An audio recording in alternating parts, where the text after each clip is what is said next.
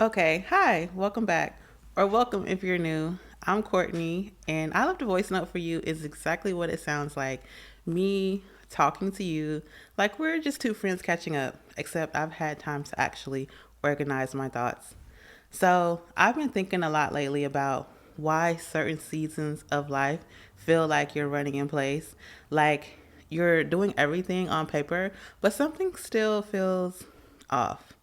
And I think a lot of it comes down to a very old idea that we've all heard of and probably haven't thought about since psychology class. And that is Maslow's hierarchy of needs. What even is Maslow's hierarchy and why should you care? So, Abraham Maslow was a psychologist in the 1940s. He came up with this theory, and the idea is simple. Human beings have a set of needs, and they're layered, like a pyramid. And here's the key part: you can't really thrive at a higher level until the levels below it are solid. The pyramid goes like this from the bottom up. So, level one is physiological. That's food, water, sleep, shelter, the basics, your body staying alive. Two is safety, stability, security, not being in constant state of threat or chaos. Level three is love and belonging, connection, community, relationships, feeling like you matter to people. Four is esteem, self respect, confidence, feeling like you're actually good at something and people recognize it. And five, at the very top, is self actualization. This is the big one: reaching your full potential, being who you're really meant to be, the version of yourself that doesn't apologize for taking up space. Now, here's what I think gets lost. We live in a culture, especially online, that is obsessed with self actualization, vision boards, manifestation, your highest self, becoming that girl. And listen, I love all of that, okay? I really do. But sometimes I think we skip straight to the top of the pyramid when the foundation isn't set. And then we wonder why it doesn't stick. So today, I'm going to walk you through the pyramid together. And I'm going to tell you what I think each level actually looks like in 2026 for a modern woman trying to figure herself out, with some help from pop culture because that's how I do things around here. Okay, level one, physiological needs. The are you actually okay check. We're starting at the bottom of the pyramid, and I need you to not roll your eyes because this is actually where a lot of us quietly fall apart. Physiological needs: that is food, sleep, water, physical safety, your body working. Like, this sounds so basic that it feels almost embarrassing to include in a conversation about personal growth, but stay with me.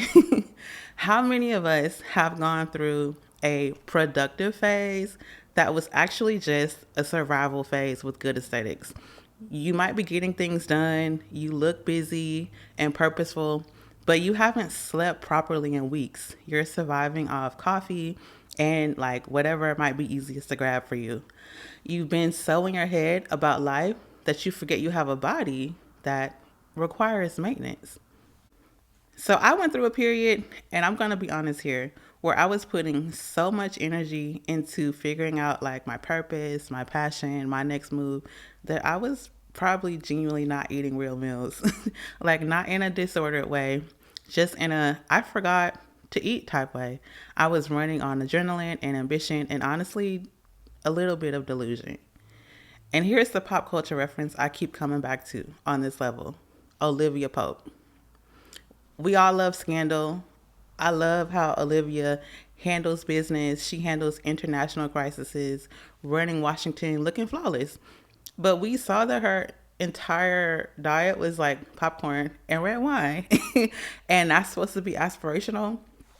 We thought it was cool, the idea that caring for your body was something you could outsource or skip in service of something bigger. But here's what I know now: you cannot think clearly, love well, or really create anything meaningful or make good decisions on a depleted body. The foundation, it's not glamorous at all, okay? It's not Instagrammable, but it is the whole point. If level one isn't solid, nothing above it is going to be stable. So, the contemporary woman's version of this: it's the sleep you cancel to scroll, it's the meal you skip because you're too busy being busy, it's the body you put last on the list because everything feels more urgent.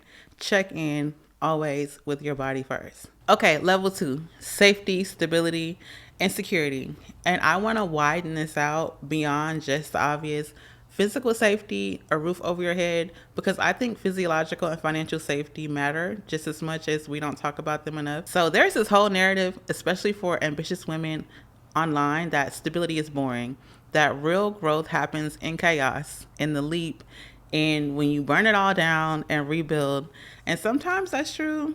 I'm not going to pretend that playing it safe is always the answer, but there is a difference between a strategic risk and just living in a constant state of instability and calling it a personality. So, the next modern woman that I'm going to mention, and I say this with love, is Carrie Bradshaw. Carrie Bradshaw was brilliant and creative, and she was like a genuinely interesting woman. She was always financially chaotic in a way that we completely romanticized in the show and in the era of Sex and the City. She had the shoes, she had the apartment that she couldn't really afford, the lack of savings, the dependence on men for her emotional outsourcing, and the show played that up as charming. Like it was just one of her character quirks. But financial instability, it's not a quirk. Like, let's be real, it's a stressor that lives in your nervous system and makes every other decision harder. I've had chapters of my life where I was operating from a place of financial anxiety and emotional instability, and trying to grow at the same time. It's like trying to build a house in a storm. You can do it, but it's so much harder than it needs to be. The contemporary woman's version of safety isn't about being boring. It's about creating enough of a foundation financially, emotionally, in your living situation, and most of all, in your sense of self, that you can actually take risks from a place of groundedness instead of desperation. There's a difference between jumping and falling. One is a choice, okay? Okay, love and belonging, connection, community, the need to feel like you belong somewhere and to someone. I want to start here with something a little confrontational, which is that I think some of us, myself included, at various points have weaponized our independence to basically probably avoid admitting how much we actually need this level of the hierarchy. We have made an entire identity off of not needing people, the girl boss who doesn't need anyone, the main character who is self-sufficient and thriving. And yes, independence is real and important, and I will die on the hill that you need to be able to be with yourself before you can truly be with other people. But there is a version of I don't need anyone that is actually just loneliness in a good outfit. I've been in that place where you're fine on the surface, great even, but there's this quiet ache underneath because your connections probably aren't deep enough, or the community isn't really there for you, the community that you've created, or the relationship you're in isn't actually meeting your needs, but you're too proud to say something, or you're too scared to just speak up. So the modern woman moment that I keep thinking about for this level is actually from the show Insecure. So there's this through line in the show about how hard it is to maintain friendships as an adult. Issa and Molly are constantly falling in and out. The way relationships require tending to and vulnerability and showing up even when it's awkward, it's not dramatic. It's just real. So belonging doesn't mean you're needy. It means you're human. And if your connections don't feel reciprocal or nourishing, if you're performing closeness more than feeling it, that's worth paying attention to, because you will not reach your potential in isolation. Even the most introverted, okay, independent among us need somewhere to land. And okay, level 4, we're almost done. Esteem, confidence versus performing confidence. This one has 2 layers in Maslow's original framework. There's the internal kind, feeling good about yourself, competent, worthy, and the external kind, feeling respected by others, recognized like your contributions matter. And I think this is where a lot of us get stuck in the current moment because we've confused performing confidence with actually having it. Social media has created this very interesting situation where we can project an incredibly confident, curated, self assured image while quietly believing none of it inside. The girl who posts unbothered content every day when she's actually incredibly bothered. The person who is certain about their path online and privately being terrified that they're getting it wrong. The reference here, and I'm choosing this very intentionally because this is my girl, but it's early Beyonce versus Sasha Fierce. Because what Beyonce actually said about Sasha Fierce when she created this persona was that she invented the alter ego to be able to perform with the confidence that she didn't always feel in her real life. And I find that so interesting and so human because even her, the queen, she even her, she needed an on ramp to her own self esteem. The contemporary version of this level is not just like doing the internal work and not wearing the aesthetic of it, but genuinely building competence, being honest about what you're proud of and what you're still working on, learning to receive recognition without deflecting it and without needing it to define you. Okay, level 5, self actualization, what it actually means to become yourself. And then this is the very top of the pyramid, the level that everyone's trying to sprint to. Maslow described it as becoming the most that you can be, living in alignment with your own values, expressing who you really are, and reaching your potential, not someone else's version of your potential. And I want to be honest about something. I don't think this is a destination. I think it's a direction. It's not a moment where you arrive and you're done. It's more like you're always in the process of becoming, and the work is staying pointed the right way. The pop culture reference I want to leave us with here is Waiting to Exhale. Because at the core of the film are four women in very different stages of figuring it out. They're figuring out who they are and they figure out who they're going to be when they stop arranging their lives around everyone else's needs. And the exhale in the title of the film, I feel like I've come to learn, is these women finally becoming themselves. They're letting go of who they were, they're performing, they're settling, and they are really moving into self-actualization.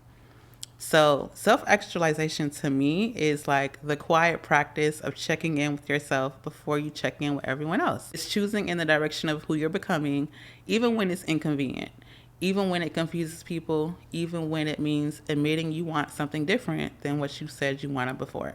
So, the hierarchy, 5 levels: physiological, safety, love and belonging, esteem, and self actualization. And the whole thesis here is that you can't sustainably live at a higher level without tending to the ones beneath it. I'm not saying you have to have it all figured out before you are allowed to grow. Life is messy, and sometimes, of course, the levels will overlap. But I am saying if something feels stuck, it might be worth looking at the foundation before you try to build higher. Like, are you sleeping well? Do you feel safe financially? Do you got some money in your pocket? Are you emotionally balanced? Are you in your body? And are the people around you really nourishing to you? Do you believe in yourself, or are you performing it? And if those things aren't what they need to be, start there. Start at the bottom of the pyramid. Not because the bigger dreams don't matter, but because you deserve to pursue them from a solid ground. So that's the voice note for today. And as always, I want to hear from you. Where do you feel like you are in the pyramid right now? What level are you working on? Leave me a voice note or find the podcast on Instagram at I left a voice note for you. And I will chat you next time. Bye.